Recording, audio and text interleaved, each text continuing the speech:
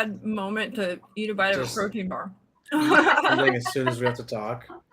No, it's a smart move on my part. Hi, everybody. Hello, everyone. Welcome to Tuesday for Live. For Live. Oh, did you hear that? That was kind of a cool title. For Live. I think you froze a bit. She's normal now.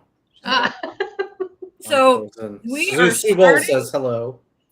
Hello. We're starting our 4-week series on ICF 101, ICF related topics.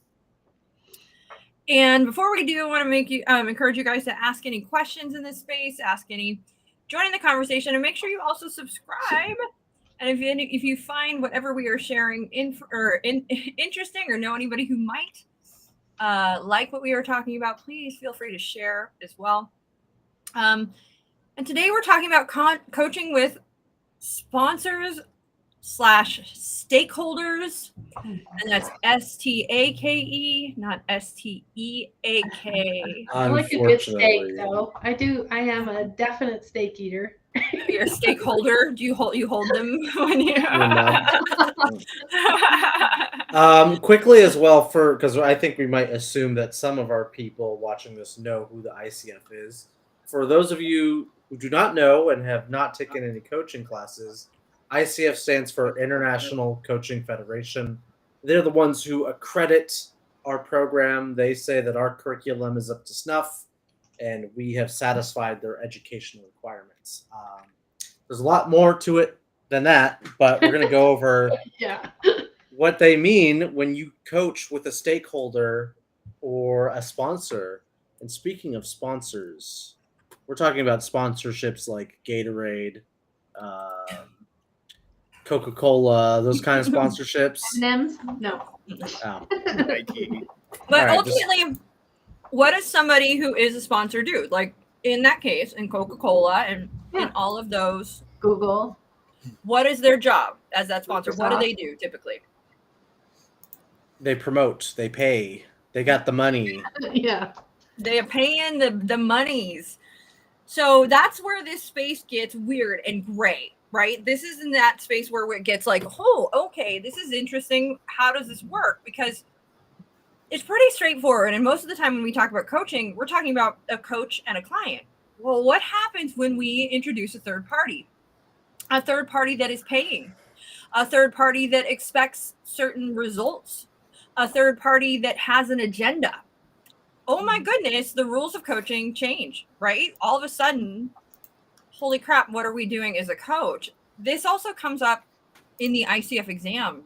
And so this is one of the big reasons we really put this here, is because they ask questions around this. And I'm going to withhold my druthers about some of those things. The fact that they have a whole second set of core competencies, that's team coaching and all of these things that a lot of this could fall in under. But all the same, we do have executive coaches. We do have folks who are going into groups. They're being paid by a third party, and they are being asked to coach people who are not paying them, and asked by somebody who has a particular agenda in mind, typically. Mm-hmm. That can be several things. Mm-hmm. What problems do you think arise in this situation? Like what comes to mind, the forefront of your minds when we start to go, how do you guys feel about this? Like, what questions come up when we introduce the third party as coaches who are largely trained in coaching in that one-on-one situation? Yeah. So the things I've heard out there, that when the sponsor wants to have a certain criteria met by whoever the coachee is, but then they want to keep it a secret on what their desire is for the outcome. It just doesn't seem right to me. But the person paying, that sponsor who wants to, let's just make up something. The coach is going to they're either going to improve or get fired. Not the coach. The coachee is either going to be improved or get fired. That's the goal for the sponsor. But I, as the coach, cannot tell my client the goal for the session right? So So there's different mixed messages in this. Jen, will you be my problem employee? Yes, absolutely. I will So do a good job As of she that. typically is. Jen is my For problem. sure. She's my problem employee. She's, she for whatever reason her performance has dropped. I don't know, right? I am the person who is running this company, and I have Jen, and Jen has worked for us for a very long time, but her performance has dropped. I have no idea what is going on. She's not meeting the standards and quotas that we expect from Jen. She's coming under, and we're trying to grow this company, raise the bar, and she's just not doing it right now. I agree. So I have I am generous enough as the to find within my budget, get it approved. And this is where it can get even more complicated, because me as the person in charge of Jen's department, I can go, I have a budget for this. I'm going to bring a coach in, but I have to get it approved by somebody above me. So now we might have two different agendas, right? But we'll step back. We'll keep it simple for now and just start with the one. It's just me in the first scenario, and I am hiring the coach. Lisa's going to come in and be my coach. So Lisa, you're going to come in and be my coach, and I'm going to say, hey, Lisa, I have a problem employee. Jen she's not cutting it. And if she does not get her S in order in the next I'm going to give you 2 months. You say 12. Okay, 12 weeks. You need 12 weeks for this process. Fine, 3 months. But if at the end of that 3 months, I don't see improvements, I don't see her meeting her quotas and going beyond, we're letting her go. We're not keeping her on the company anymore. And I'm, especially because I'm paying for you to be here. You can't tell Jen that we're going to fire her, because if you tell Jen we're going to fire her, she's going to be scared.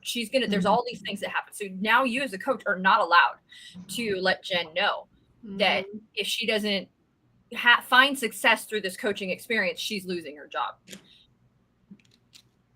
How is that? I mean, so there's a lot of things that come up for you. What comes up for you guys as coaches in that situation? By the way, Jen is a fantastic employee, and we love her. She's not going anywhere. And, Don't lie. It's okay. like this, and I'll just pick on different people for them. So what happens in that situation? So if we're in that situation, first let's talk about what comes up, questions come up for you guys as coaches in that situation. Well, for one, what is the actual metric you're using to show success? For one, good question. You said just performance. Her performance needs to improve. She's got to go over expectations. Okay, that's a general thing. So let's say this in this example. Jen works in sales.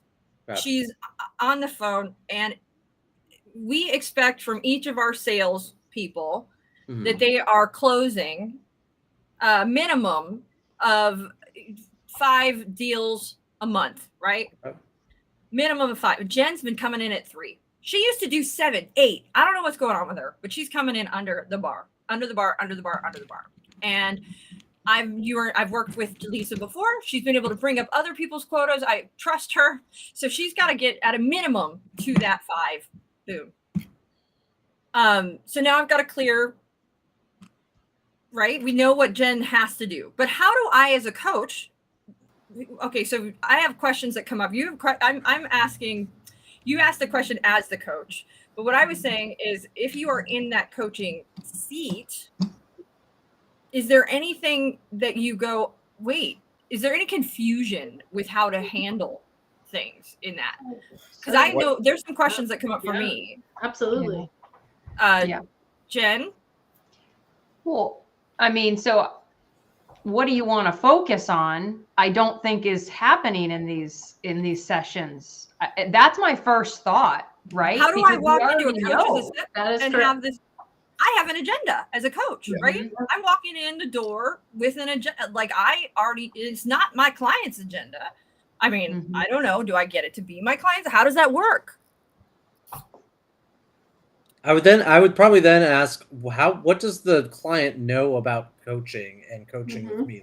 What have you told them about the other thing, the nature of the coaching relationship? That can be why am I here? There's a whole set of friction that can happen there. Well, I have heard that, and I've seen Lisa's been successful with working with I realize that when something's going wrong with my employees, it might be more than, and I want to give her a chance. So I'm sponsoring, I'm going to pay Lisa to work with Jen. So is it already, since I've supposedly already worked with others, is it already then an understanding that as a coaching interaction with this company's sales team, that they're already aware of when I work with them, it's either fly. Not necessarily. So far, you've been successful, so they don't know that the result is firing. They don't know necessarily. They just know that when somebody's struggling, they'll come in. You'll come in and help out, right? So we already know there's a struggle then. See, where we know that you're capable of getting numbers up. If numbers aren't getting there where they need to be, we bring you in, right? This is what we, as a coach who works with a corporation or sponsor, need to get clarity. What is that boundary? Sue mentioned boundaries a few moments ago. What is that boundary of my interaction with the coachee, my client? We're also having. Go ahead. When we're talking boundaries, do we have two realms of confidentiality, right? Yep. We have sponsor confidentiality. Yep. And we have client confidentiality. Yeah. We're going to take this, don't let go of this example yet, because we're going to take it. I have questions that go beyond this is just in the beginning stages, right, of this coaching. Mm-hmm. So we're just in the beginning stages of this coaching. So I have to first meet with my sponsor and stakeholder, and I have to find out what the expectation of that person that is paying is, right? And that really becomes, and this is where it gets hard, right? Because now we know that there is an expectation. So I have to ask Lisa, or Lisa has to ask me, what can I share with this client? Mm-hmm. What can I share about what's going on with this client? Yeah.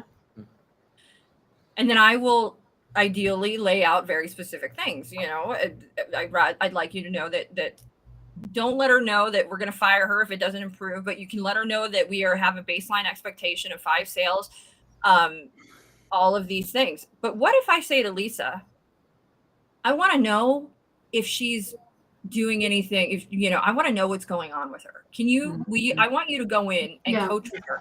And I want you to tell me what's going on, because I feel like something's on, and I'm suspicious something's up there. I don't know. She could be drinking. She could be. You're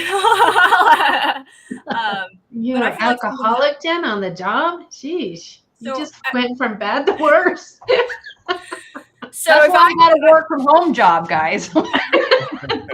I was just talking about this earlier with Brooke and Lisa. Lisa, I'm paying for this, so I'd like you to tell me. What do you say to that stakeholder? And that's where I would, present some sort of boundary around the confidentiality of what I experience with my client. If I'm gonna, I've clearly heard what you said. Here's what my understanding of what the parameters are, what your expectations are. The timeline that you said that you need to have a result by. We discussed how your measurement's going to work out, meaning how will you know that client or employee hasn't done better with the process. And with this, I'm going to hold confidentiality with how and what that client shares with me, so that we can best serve the company and, be successful with our growth. Because if I start sharing that client's process, it's really going to be unfair, especially if it comes back to you, and then you bring things up to that client, or it's kind of hard word language, client, employee, and you start sharing. There's no way that growth can occur, because they're going to be worried about what they say to me, and we don't want that. You want true growth, then you got to not worry about what they're saying to me and let me do my job. Okay. I can accept that. But here's and I'm giving you that 3-week deadline, right? I'm giving her that 3-month deadline. Hey, but 3 weeks? You said 3 months. 3 months. What can you tell me? Like, what if there's something going on? Like, what can you tell? I want to know, what if she's stealing from me? And that comes out. Like, what do you do? So what we'll do in the first time the meeting with the client employee, we'll set up parameters. There's some things that, as a hired sponsor coach with you, that if it comes to a place, we will need to share some things with the sponsor. Let me get my terms right. But as it generally holds, our sessions are confidential. Our sessions will have an agenda in a sense of an expectation that we have to achieve based on the employer. But you get to run this how you want, client. You get to share with me where you think you are. You get to share with me what's going on. If there's some blocks that are happening, we get to work through those. Yeah, go ahead. So, okay, now I'm feeling okay as the sponsor, right? I'm feeling a little okay as the sponsor. But now let's talk about Jen and you working together. Jen and you working together. There's a lot of things that can happen in that session that concern me, and not me, the sponsor, but might concern me, the sponsor. But if you're in that session with Jen and you're coaching Jen, there's a number of things that can come out. She could want to just leave too. She could say, I'm quiet quitting. I got another job I'm going to be at in a month, and I'm just writing this out. That's a conundrum, isn't it? Mm-hmm. Do I tell that to my sponsor as a coach? Because heck, she's not even going to finish coaching with me. Yeah, but see, there's the story that you like to have success with what you're doing. And if you tell on her, no one else is going to trust you. So there's got to be a fine line, because you have to, I mean, with the sponsor, you want to spell those things out. You know, if there's things that come up in session that, you know, I can share with you, we will share it with you. Otherwise, it's got to stay in that session, including if an employee says they want to quit or they have another job. Does seem like a reason why you should set the intention of the coaching session with the sponsor and the client in the same room, because if the client agrees, okay, our goals are aligned, we're working on the same goals, such as improving performance and getting up to 5 sales a month. Let me hold you for a second, Anthony, because if I have a team, I'm the sponsor, and I have 500 employees, I'm probably not going to meet with us as a threesome. With every employee, yeah. You know, so the idea of what you're saying is absolutely a great idea, but probably in a corporation, not necessarily going to happen. Let's say it's a direct manager of a team. I mean, this gets more complicated, but yeah, it does get complicated. To finish my thought, though, the reason, if you can do this, then it would be a good idea, is because it's on the table what the goal is for the client and the sponsor. If the client in the session later says, I have a different goal and I don't actually want to work on this goal that I said that I did, then, you know, maybe confidentiality goes out the window, and maybe you don't work with this client anymore because they weren't being forthright with what their actual goal was. So that's a weird space. And I don't think that you have to meet in the same room for that to happen, by the way. I think as long as what happens is, because regardless, you're going to have an agreement with Jen, and it's going to have to happen. And so if Lisa goes to Jen and says, okay, I've been hired, there's a sponsor, I'm here to coach you. I'm here to coach you because somebody else is paying for my services. This person that is paying for my services has said they very clearly expect this result from our coaching, from what we work on.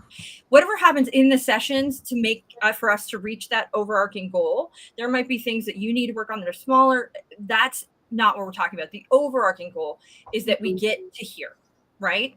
And Jen has to say at that point, okay, I'm willing to work with you over, you know, I'm willing to work with you, and I'm willing to work with you to raise my goals and do better at this company, right? Jen might in the back of her mind go, okay, well, I'm leaving in a month. But if she says yes, my hope would be Jen would say, well, I'm leaving it here in a month, and I'm leaving here in 2 months. But what I can do is do better at this company until I leave, right? I can work with you until I leave. But the thing about that, though, me as the coach, I would have a conversation about talking to your employer about like that. I mean, at that point, for me, it rings kind of similar to referring out, or whereas because it's going to affect the nature of what you are. It's going to affect your overarching. It is, because you're hired to do one thing and something completely different is happening. And there so has to be a sponsor, transparency. yeah.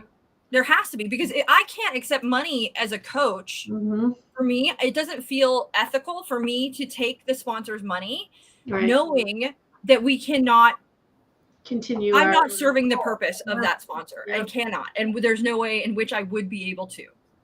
Yeah. So I think that is, if we're talking in a situation where it's best worst case scenario, there's a lot of gray that happens there. But I think if you return to, well, who paid you and what did they pay you for? Right. And that there's a contract made, and that contract happens with your sponsor and with that client. And if that client, there we go, cannot fulfill the means of that contract, that's not a reflection on you, the coach, but that contract cannot happen. It's kind of like what we say, harm to self, harm to others. If it's harm to company, harm to the interaction, I think that's something that we need to specify when we're in that coach-client contract form. In that contract negotiation space is so what does that tell me as a coach, though? I'm going to, if it's in, now this is in this specific scenario. There are other scenarios where it's going to get, and this is why this gets so muddy so fast when we talk in these spaces. But in this specific scenario, we would need to talk to Jen, and we would need to make sure that Jen can fulfill the terms of this contract and this coaching contract, and our sponsor and stakeholders can as well. And then once everybody's on the same page, it doesn't have to happen in the same room, but truthfully, we are going to have an agreement with Jen about confidentiality. We're going to have agreement with everybody. So when that discussion is had, when all of that is when we see, okay, we can work on this. Everybody's on the same page before we even start. And hopefully Jen would be ethical enough to share with us that what's really going on, and that would happen before we even get into this coaching session space. Can we revisit as well the question, the ethical dilemma that comes up when the sponsor says, if she doesn't meet this goal, we're going to fire her. Don't tell her this. What do you do in that situation? My gut is telling me, don't do the coaching. Yeah. Here's the other, withholding information. Don't do that, because you're okay. essentially. It's great, because ideally, it seems like a lying by omission. Ideally, when Jen was hired, it was communicated with Jen what the expectations of the job was. Oh. So ideally, Jen knows at this point, and ideally, Jen knows what her quotas are. It should be clearly communicated to her as a salesperson, where there's an expectation that you reach this level of sales. I mean, otherwise, we're not going to keep you on. It should be. Do you know that as the coach? We don't know that. No, but that's why. So it is. It's a fuzzy gray area, right? She should know as much. It's almost like the it's weird. I mean, it's a true life situation, though. That will, it absolutely would come up. But it happens all the time. That's what many corporate coaches are hired for, is to get the team in a better space, whether it is to perform better, to make more money, you go on down there. And that takes me to another thing that can happen. And yes, and that's it's a weird space, and it takes a certain person to be an executive coach, because you're going in and managing several agendas. And you're also, the expectation is much higher. And that's why executive coaches tend to charge a lot more, because there's a lot more on the line typically. And if you read about the situations when corporate coaches or executive coaches come in, it's usually in situations where there is either somebody has just bought the company and they're taking over, and people are like, F you, we're out, we're leaving. And they're there to help smooth the transition, or there's a merger and they're there to help smooth that merger. Or they're brought in because a company is not doing well. The team they've got something going wrong. And now that coach is coming in. It's typically not as simple as one human being. It's typically not. And that's what was going to bring me to my next point. Jen, the employee, is in her coaching session, and she says, well, I'm not doing well because Anthony is harassing me. Man, Anthony. And I'm not, I don't feel because I sent that certificate with the poop emoji on it, wasn't it? And I don't feel comfortable coming into work every day because Anthony is harassing me every day. Mm-hmm. So I love this company. I like what I do, but Lisa, I'm at my wit's end with Anthony, and I have to work with this guy. Now, do people like Anthony at this company? Is he like a cool guy that everyone respects? Yeah, sure. Yeah. In fact, I'm pretty sure they gave him a fun, cool nickname as well. No, I don't agree with that in this hypothetical situation. Not fun or cool? It's cool. I wouldn't say it's fun having to fulfill that role. Anyways. So I would ask Jen, I would be coaching Jen into sharing with me what she feels needs to change in that space. What does that look like? But before even going down that path, I would investigate with her if this is something I can share with the company. Yeah, because like there's that word harass can be used in a lot of ways, right? Mm-hmm. And there's a lot of red flags that come up. So me as a coach, my first gut reaction might be, we got to report. I got to report. But it's also, I think, prudent to ask Jen, well, what's happening? Yeah. Are you comfortable telling me what's happening? Mm-hmm. I don't know if I would even go that far. That's more of like you're Really? sort of stepping in the boundaries of HR and human resources. This is my opinion. I'm not going to say it's right, but I would ask her, what are the proper channels for you to report a harassment? Okay. What needs to happen to resolve this in the normal way your job handles this? Mm-hmm. And Very if she says point. talking to HR, okay, then I would go, what has prevented you from taking that step so far, talking to HR? I would be very, very careful with trying to get any more information, because if you went to talk to who the sponsor is about this, it could be hearsay. Well, that's my next. That's so pump the brakes there, right? We're just talking about our discussion with Jen. True. We haven't even gotten to me as the coach. Do I report to sponsor? Do I report to HR? Do I report? So I'm in this company. Who do I? Whatever comes out, if she says something, and what are my duties as the coach? Who do I tell? When do I tell? Mm-hmm. Etc.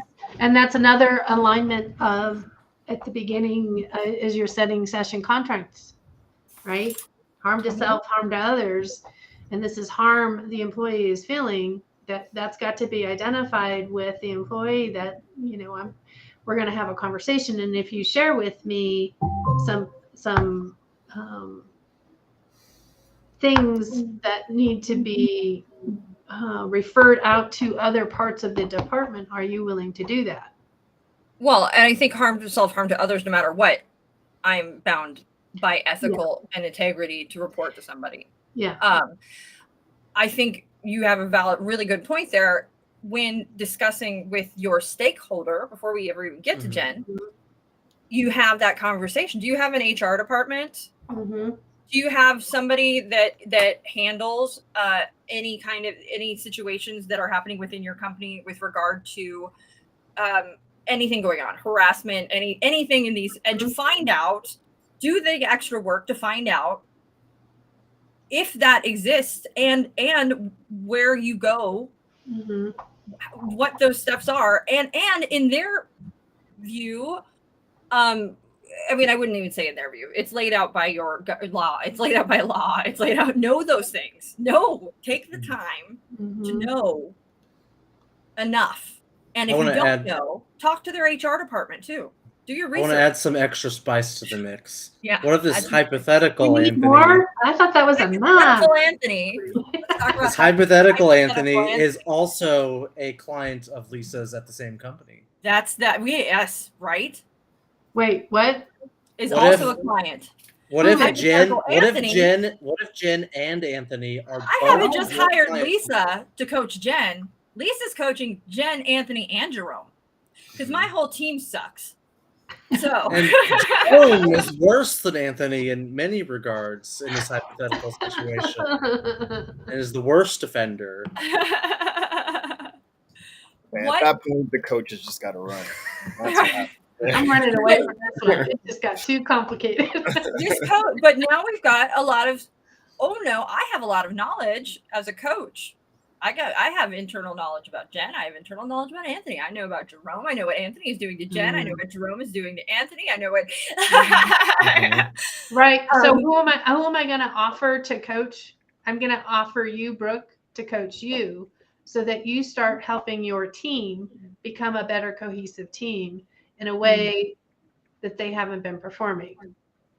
Why did this all of a sudden become about me? You're coaching I've hired you to coach my employees. I have not paid for you to coach me. This is about you making them better so I can do my job. And part of my job to help with the team become more productive and cohesive is it has to do that when I'm gone because I'm not going to be here. So part of that learning process is to help with you. I will hire an HR department. I'm not putting more on my plate. I'm sorry. And simple things can work and grow and change within that process. But you bring up a good point, though. What happens? Anthony is not the problem anymore, right? Jerome is not the problem anymore. Jen is not the problem anymore. My team is not doing well. I have paid you to help because I don't have the time or the energy. Turns out I'm the problem. Mm-hmm. I just told you that. Can you hear me? How do I handle that as a coach, though? I have not paid you. I don't want to be coached. Yeah, and so then it becomes basically for me to sell you on how it's going to benefit you by making changes and how you in those changes will start to see that return on investment, that ROI, and how to notice productivity within your team. Let's just experiment and see where it goes and see how that blah, blah, blah, blah, blah. I think that's one option. I think there's another option, and this is not just me as the sponsor not wanting to be coached. Could we also, as a coach, speak to Anthony, Coach Jen, Coach Anthony, and Coach Jerome with perhaps also how to navigate, how to communicate, I know it's not just my job, but. So the one thing that we're missing in all of this element is usually when you're hired by a company, you also do some assessments. And in those assessments, usually everybody takes them, at least who everybody is that's going to be coached, so that the feedback comes in on what struggles Anthony feels, what success Anthony feels within the company, and how that Brooke is handling things as well.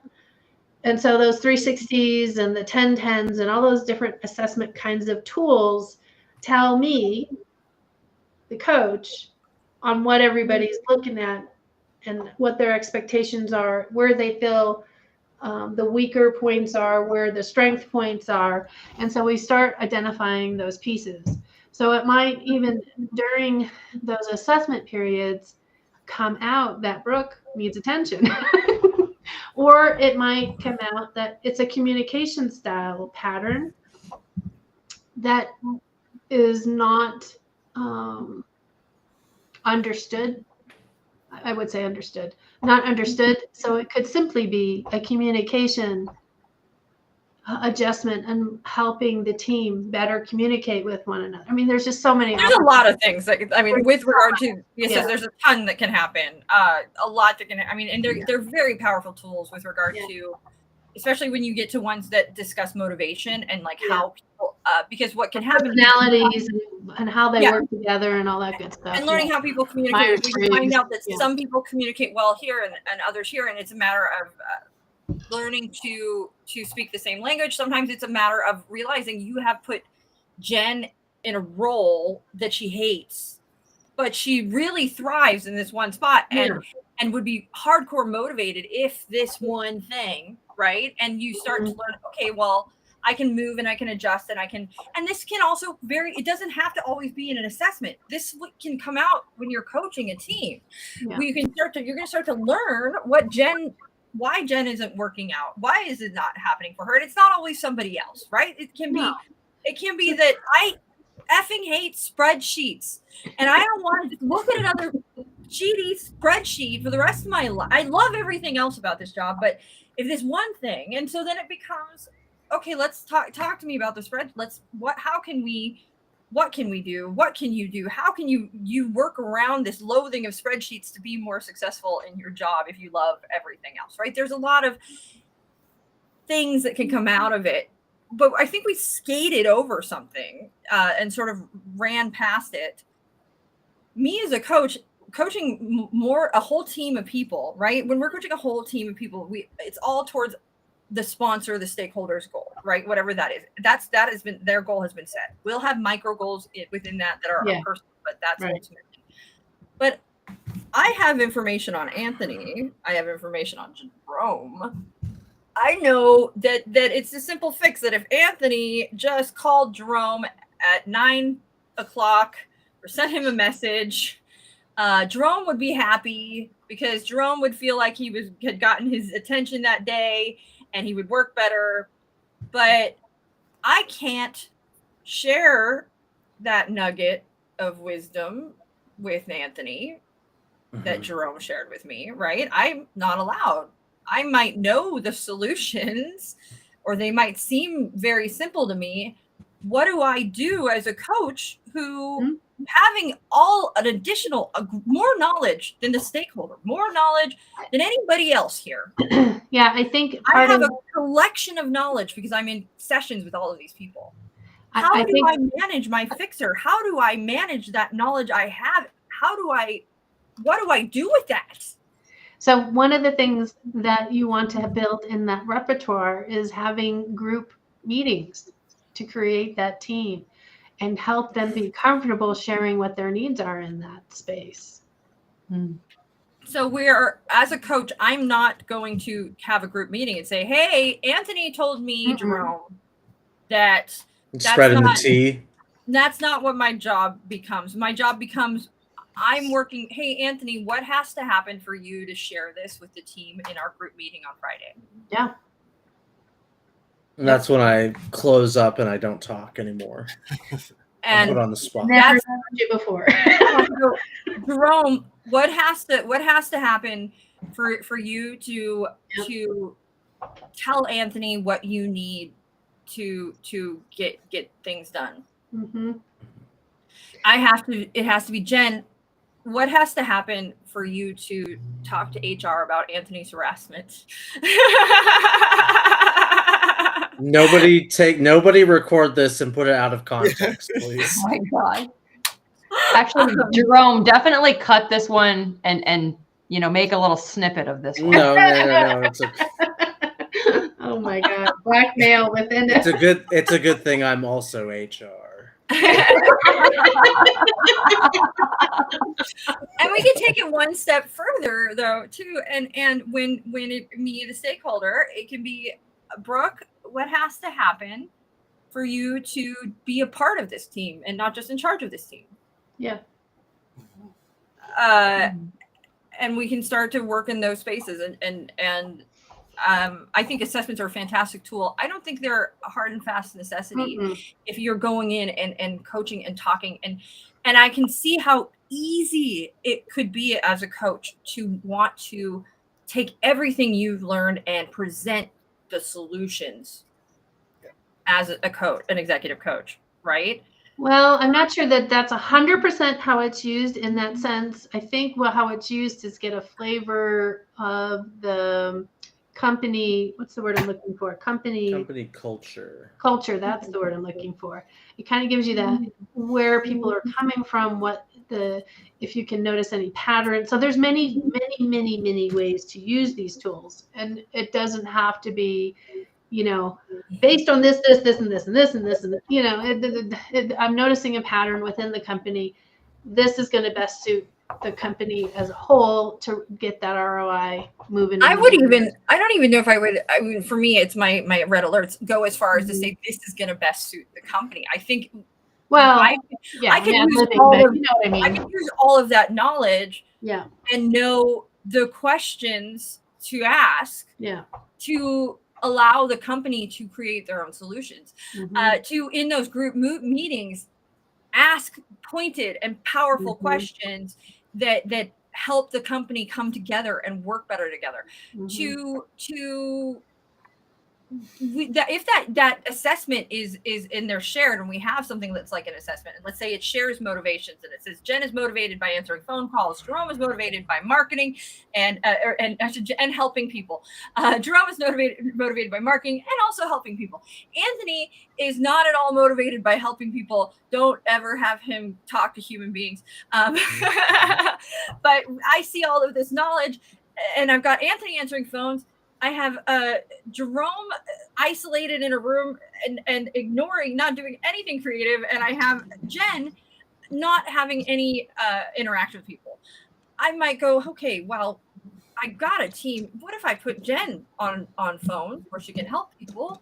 I put Anthony in a billing kind of situation where he's not having to deal with as many people. And we put Jerome in a marketing social media situation where he can feel like he is thriving and doing it. But that's where the consulting piece comes in. That's not coaching. This is gonna be my really stupid answer that solves all these problems, is that you are a consultant who has coaching as a skill set. Yes. Well, and also I wasn't even sharing as the coach. I was sharing is if we had assessments and all this stuff came out, it might become that easy for me as a leader to look at the bigger picture and see where I can move pieces. Yeah. So that they are more motivated and happier where they are. And do so in a way that is palpable and is easy. We don't have a lot of time left. We've actually burned through quite a bit of time.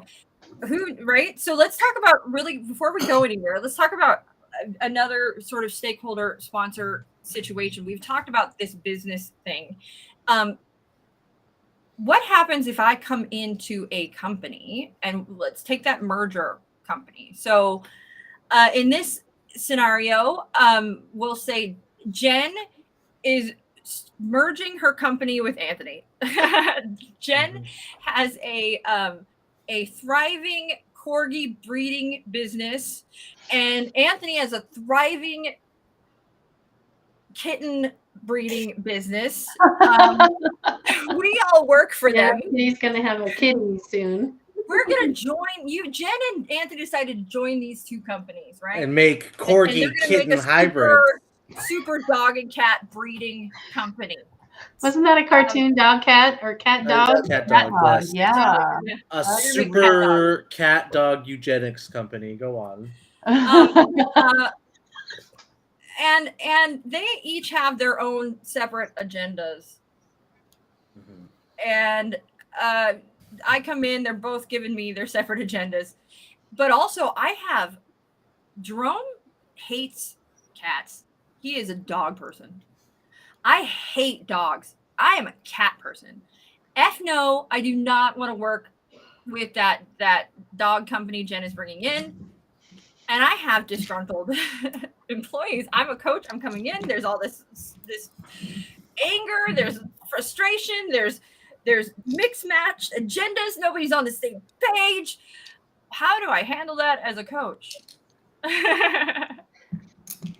One thread at a time, honestly. It's just, you've got to take a breath and understand, like you have mentioned earlier, what is the overall goal for the company?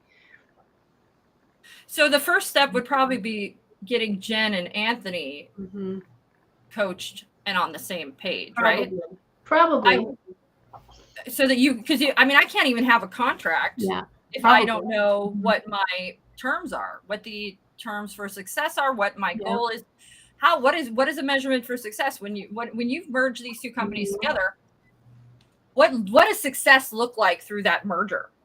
I mean, yeah. So if we take those scenario and build from it, each of them, felt like they hit that glass ceiling, and they had this concept that if they merge together, they can break through that glass ceiling.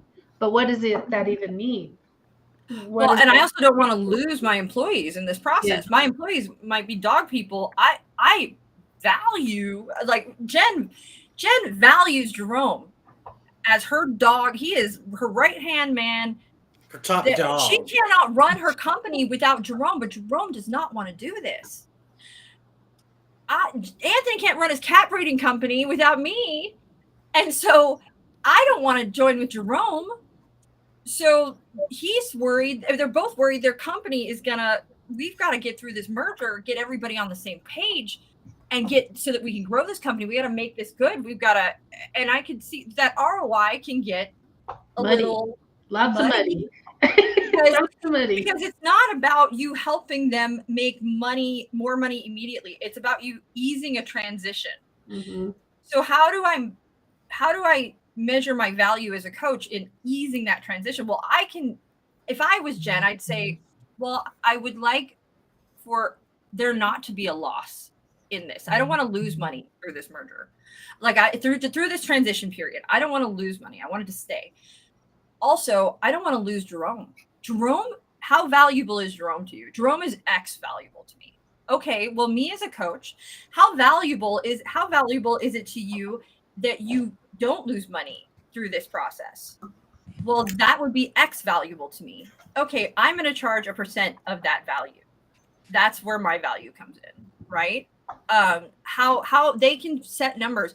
What budget do you have for me in this situation? And that's where you can start to work in and start to assess your value based on how much would your company lose if Jerome left? How much time, energy, and resources would you lose if you lost Jerome or if you lost Brooke? What is the value of that, of keeping that employee and going through this merger smoothly? And they can start to put numbers on things. And then you can say, I'm going to charge a percentage of that value. So if Jerome is worth 1 million, I'm going to charge a percentage of 1 million. And that is for my services. And if he stays, I have saved you $1 million, and I've only asked for a small percentage of that. And that's where that value-based pricing comes in executive coaching. Woohoo. All right. I know I've talked a lot in this space. I get passionate about business and executive coaching space. Yeah, you do. I love it. No, we haven't heard Jerome. Any take on what we're talking about? Any? I don't know if I have anything that might be too valuable in this space because this isn't something that, I do a lot of learning through our classes that we really speak about. So I'm excited that we do have something that we can, while we are in class, refer our students to, because it does come up, sponsorships. So it's nice that we do have this to lean on now. If somebody does have a question in class where we don't necessarily have time to speak on it, I'm grateful that we are having this conversation for our students. Also, let's share a little about how we are a sponsor, because it's a whole different, it's not a business or executive, coaching, but we act as coaching sponsors, as CLCI for our employees. Do you guys want to speak into that a little? No. Yes, we have a staff student coaching program where we, the staff, coach our alumni who sign up with us to coach. And so CLCI sponsors it. We get paid our wage essentially to coach. Our agenda, which at least I make very clear to the student, is that we're doing this to maintain and get our credentialing through the ICF as employees. This session's recorded. My mentor coach can look at it. The ICF can review it. That's my agenda that you should know before going into this. However, we're going to coach and focus on what your goals are. And CLCI's agenda, the reason that we're willing to pay and sponsor is that we want make sure our team is getting coaching experience, right? Getting paid coaching experience. And also that we want that experience to be going towards them getting credentialing. We want them to be getting credentialed. And so that's why that piece is so important, that they are recording, that they are coaching and doing not consulting, because ultimately those sessions are being paid by us so that you can submit them to mentor coaches. You can submit them so that you can get that true ICF experience and work your way toward ICF credential. So it can sometimes be frustrating for our students, I think, at times, because they want us to advise. They want, at least for me, and I've certainly gotten that. And I have had to go, no, you can't advise. I can't do that. That's not what this is for. That's not what my sponsor has asked of me in this space. And it would be dishonest of me to do not be coaching in here, because then I'm accepting money for something that is not the intention of the whole process and what this program was created for. It was also created to give value to our students and give them a chance to be coached, because we also think it's very powerful for us to go be coached and go through a coaching process as a client as well as a coach. And we find that being on both ends of that is a very powerful tool. But that's a whole other situation of sponsor where it's not as muddy and scary and right. But it's absolutely a situation where these coaches, these are folks here, everybody here is coaching with a sponsor and with a and there have been moments where we've had to have confidentiality shared, and it was only shared with the sponsor. And there's an understanding too, though, that the sponsors can watch and review recorded sessions. And so that's just, all of that is shared within and in that contract and clearly laid out prior to. And that contract is very important for the sponsored coach to read and understand and follow. Yes. Jen can speak from personal experience. It is not your coaching container. It is a sponsored coaching container, and you have to honor the sponsor's agreement. That's really simple. Me and Sam went through a lot of trouble writing that contract, so you guys better read it and stick to it. And it's a big difference. That's what that means. There is a client coach container, but then there's a sponsored coaching container, and the rules definitely are different, but they should be clearly laid out before you ever get to the container. Right. So everybody has a clear understanding of what that path is, so that nobody is caught surprised. Oh, I didn't know that was going to happen. You know, it's just the way it is. And I think it's really important as a sponsor in any realm to make sure I'm going to share, you know, make sure I understand what sharing is and what sharing is not, and what in that coach relationship conversation. These are also situations where you might have clients that don't want to be your client sometimes. In these situations, and those are waters you have to navigate, where you're going to have clients that it can be harder to establish trust sometimes, because sometimes these people they're not wanting to be there. You know, for example, you know, Jen said, no, I don't want coaching, but her employer, the sponsor, said, you know, she either gets this or not, and I have to go back to the sponsor. And Jen has definitely decided she does not want coaching. And then that's in the sponsor's hands, the employer's hands, on what that next step is with Jen. So yeah, there's a lot to unpack in this, and you know, how that sponsor coach client relationship, really having it clearly identified and understood what those parameters are going to be really important.